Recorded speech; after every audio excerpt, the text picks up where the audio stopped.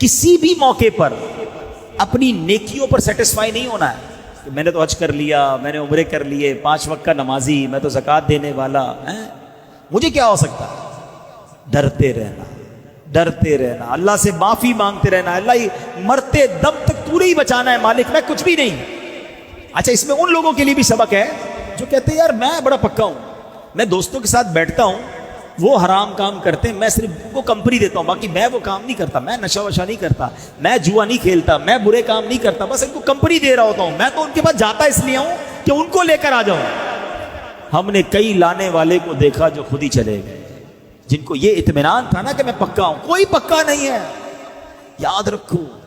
سرکار دو عالم صلی اللہ تعالی علیہ وسلم کی دعا سن لو نا، میرے آقا کے تو قدموں پر، ان کے چپل مبارک نالین شریف پر لگی ہوئی خاک کے ذرے کے برابر بھی نہیں نا ہم تو۔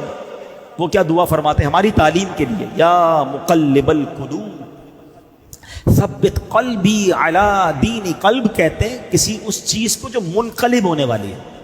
جو بدلتی رہے۔ اب آپ اپنے دل پر خود غور کر لیں سارے، ہمارا دل بڑا عجیب ہے،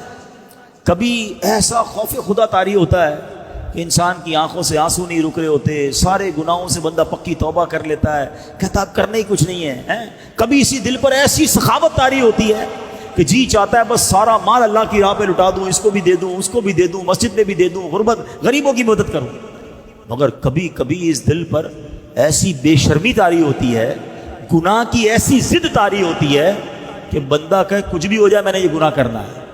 کبھی اسی دل پر ایسی کنجوسی طاری ہوتی ہے، بندہ کہتا مر جاؤں میں 1 روپیہ نہیں دوں گا۔ ارے یہی دل ہے، کبھی کدھر کبھی کدھر، کہیں ایسا نہ ہو یہ بدلتا دل جو ہے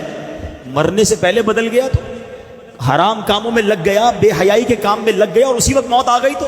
یا معاذ اللہ شیطان ایمان چھین کر لے گیا تو ہمیں ڈرنا ہے،